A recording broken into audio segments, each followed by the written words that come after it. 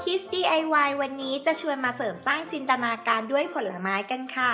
เราจะใช้แอปเปิลทำให้เป็นรูปกระต่าย วิธีทำจะยากหรือง่ายขนาดไหน ไปดูพร้อมๆกันเลยค่ะ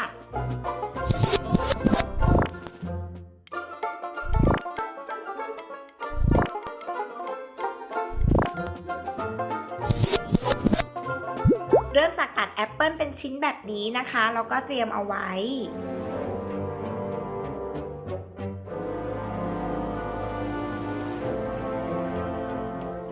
แอปเปิลชิ้นกลมนะคะเราจะทำเป็นหน้ากระต่ายค่ะ ส่วนชิ้นสามเหลี่ยมเราจะใช้ทำหูนั่นเองค่ะ ติดหูกระต่ายให้เข้ากับหน้ากระต่ายนะคะด้วยไม้จิ้มฟันแบบนี้ค่ะ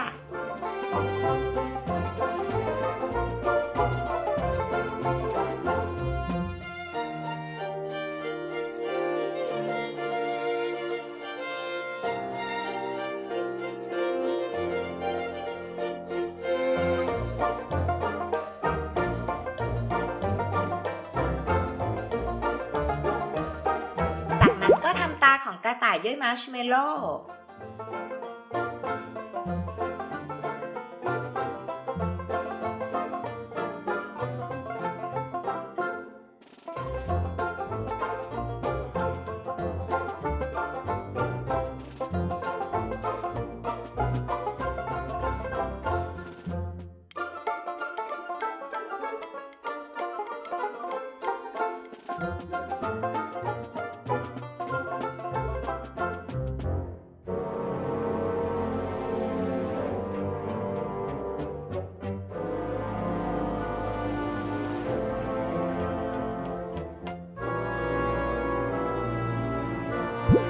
ติดจมูกของเขาด้วยกัมมี่ค่ะ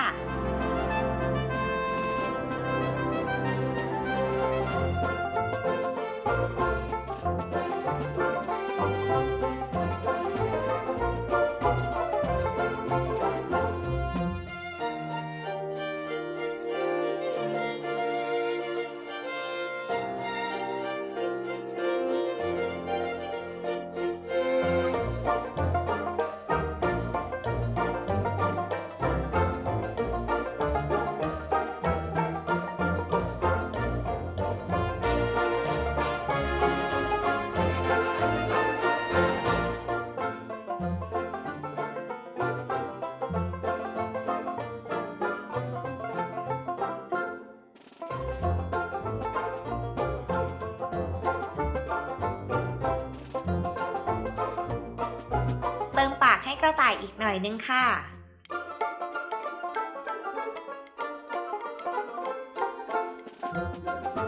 ทำฟันของกระต่ายด้วยมาร์ชเมลโล่สีขาวอีกครั้งหนึ่งค่ะ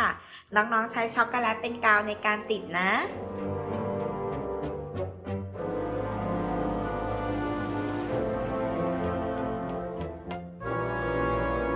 เรียบร้อยค่ะ กระต่ายน้อยกินได้แถมมีวิตามินเยอะอีกด้วยจากแอปเปิลนั่นเองค่ะ ครั้งหน้า Kids DIY จะมีเมนูไหนมาให้สนุกกันอีกนะคะ กด Subscribe Kids Kitchen เอาไว้แล้วก็อย่าลืมกดกระดิ่งกันด้วยนะคะ